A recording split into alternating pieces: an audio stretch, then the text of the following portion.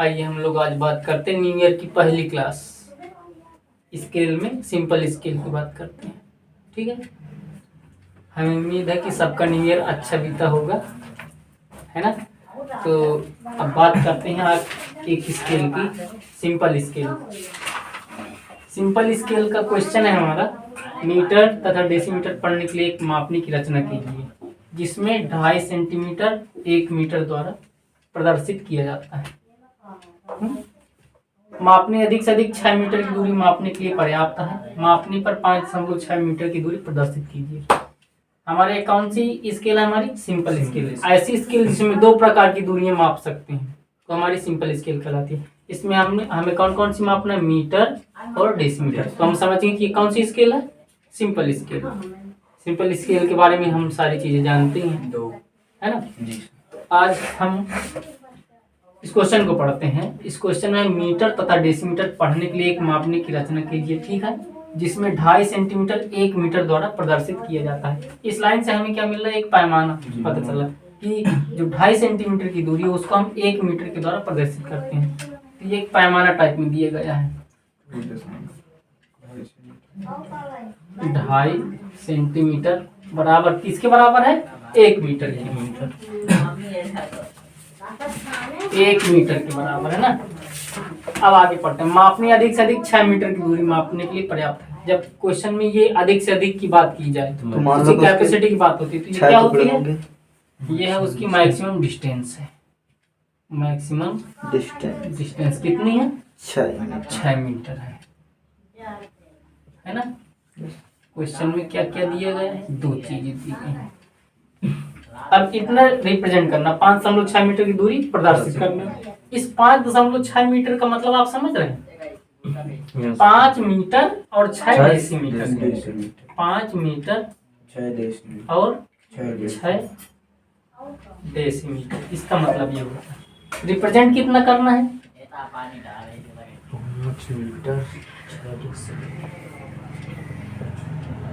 Represent distance कितनी है? 5.6 metre. इसको क्या करना है? दिखाना या प्रदर्शित करना।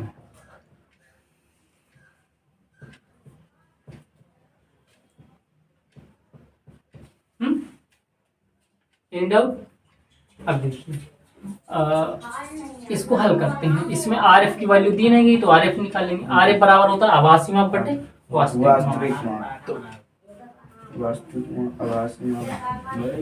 आभासी माप छोटी माप होती है, बटे बड़ी माप वास्तविक माप।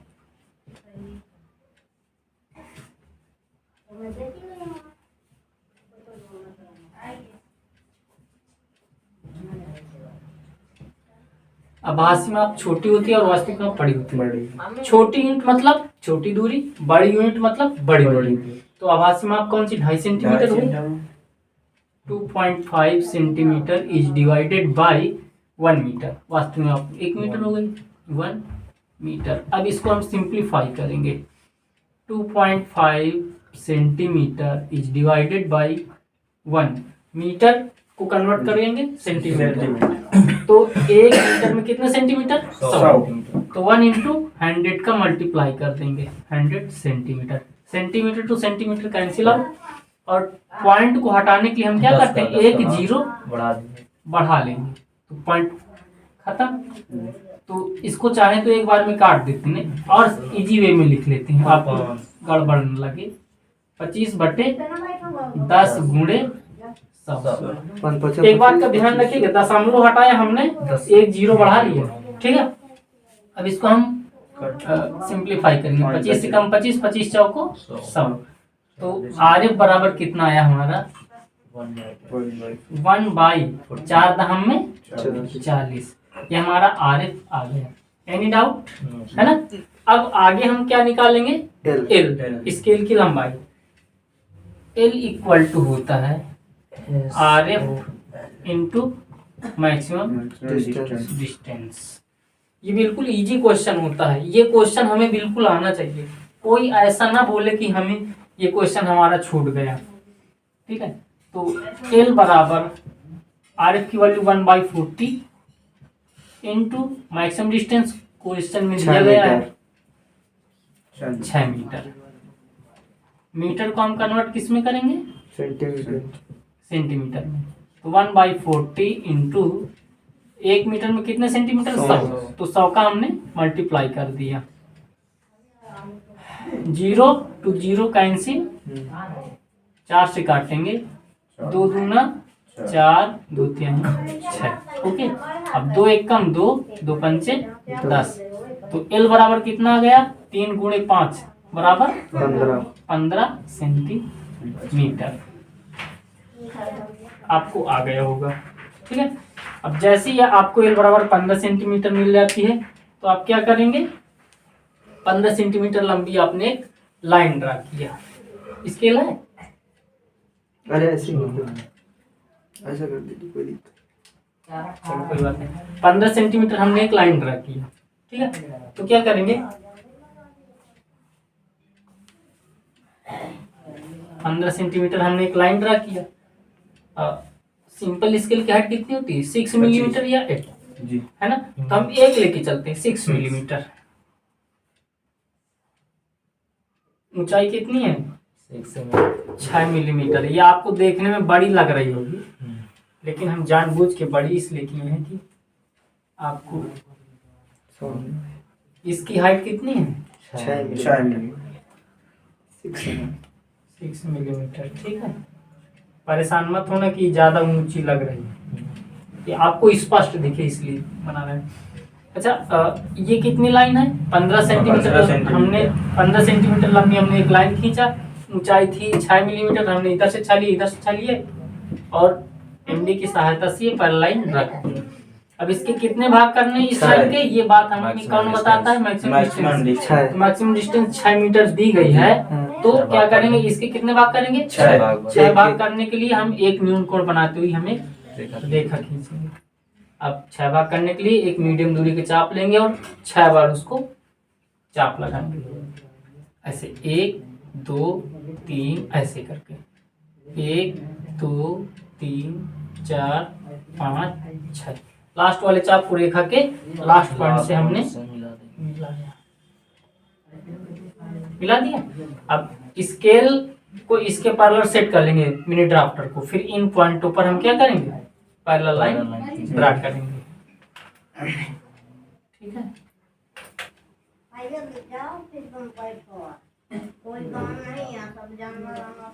ठीक है, आप समझ रहे हैं ना? यस। क्वेश्चन हमारा कोई भी चीज पढ़ो, उसको पढ़िए तो इस कदर हमें पढ़ाना चाहिए कि वो हल करते समय फिर कहीं माइंड में सस्पेंस क्रिएट ना हो, ठीक है। इसे कहते हैं ईमानदारी। अगर कोई भी काम हम अगर ईमानदारी तरीके से करते हैं, ऑनेस्टी वे से, तो वो काम हमारा ज्यादा अच्छा होता है, ठीक है, और स्पष्ट होता है। तो हमें इसके 6 भाग करने थे। हमने एक न्यून कोण बनाते हुए देखा, ठीक है। 6 चाप लगे, लास्ट वाले चाप को लास्ट पॉइंट से मिलाया, फिर हमने क्या किया? Parallel line. फिर इन पॉइंटों पर क्या करेंगे? 90 अंश का कोण बनाते हुए रेखा खींचेंगे, ठीक है। ये सारे ब्लॉक हमारे क्या है? इक्वल। आप जब ड्रा करेंगे तो सारे ब्लॉक इक्वल लगेंगे। पहले वाले किनारे को छोड़ के 0, यहाँ 1 2 3 4 और ये 5। बड़े बड़े ब्लॉक बड़ी यूनिट को रिप्रेजेंट करेंगे, मीटर, ठीक है। अब इसके अगर हम 10 भाग कर लें तो हमें अभी डेसीमीटर की भी जरूरत है। देखिए डेसीमीटर, ये मीटर और डेसीमीटर, तो 5.6 मीटर का हुआ, मतलब ये हुआ कि 5 मीटर और 6 डेसीमीटर। समझ गए? तो मीटर का तो भाई काम चल जाएगा, अभी हमें डेसीमीटर भी चाहिए। क्वेश्चन ने बोला डेसीमीटर भी होना चाहिए, तो क्या करेंगे? इसके 10 भाग कर लेंगे। वही इसी तरीके से 10 भाग करने के लिए 10 चाप, 1 2 3 4 5 6 7 9 10। लास्ट वाले चाप को रेखा के लास्ट पॉइंट से हमने मिला दिया, है ना। फिर पैरेलल लाइन ड्रा कर देंगे। ओके, समझ गए।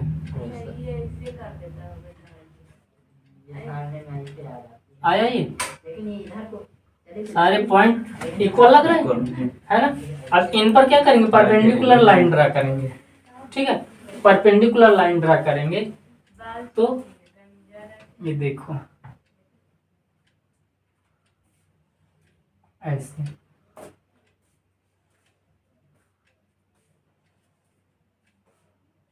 थोड़ा तिरछे रहेंगे। 90 अंश की कोण पर रहना चाहिए।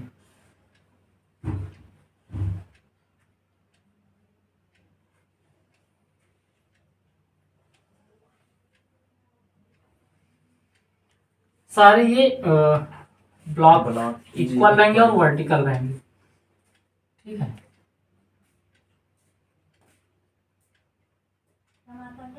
ठीक है। पहले वाले 0 को छोड़ के 1 और ये हो गया 2 4 6 8 10 और ये 10। ये छोटे छोटे खाने क्या दूरी प्रदर्शित करेंगे, मीटर का तो काम हो गया था। अब ये डेसीमीटर, तो ये हो गया डेसीमीटर, डेसीमीटर। ठीक है, ये डेसीमीटर हो गया। हमारी स्केल कंप्लीट है। अच्छा, स्केल की लंबाई कितनी थी, 15 सेंटीमीटर। तो 15 सेंटीमीटर हमने ये दिखाया। भाई कुछ भी हम करेंगे तो उसको दिखा देंगे। एरो हमें 3/1 के रेशियो से एरो अपनी बनाना है। अपने जब अपने किसी चीज को दूसरे के सामने रिप्रेजेंट करना होता है तो उसे हम क्या करते हैं, अट्रैक्टिव बनाते हैं, है ना। तो हम अपने सॉल्यूशन को, इस क्वेश्चन को हल करके अट्रैक्टिव बनाने के लिए एरो, उसकी डायमेंशन पर ध्यान देंगे। ठीक है। अच्छा, इसको रिप्रेजेंट कितना करना, 5.6 मीटर। कितना, 5.6 मीटर। तो 5.6 मीटर को रिप्रेजेंट करने के लिए क्या करेंगे, हम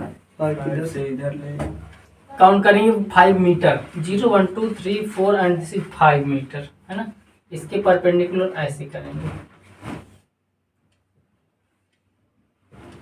5 मीटर और 0.6, हमें 6 डेसीमीटर चाहिए।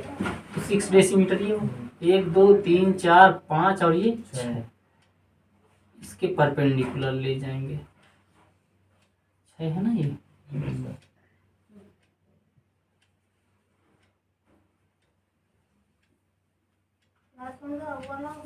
5.6 डेसीमीटर।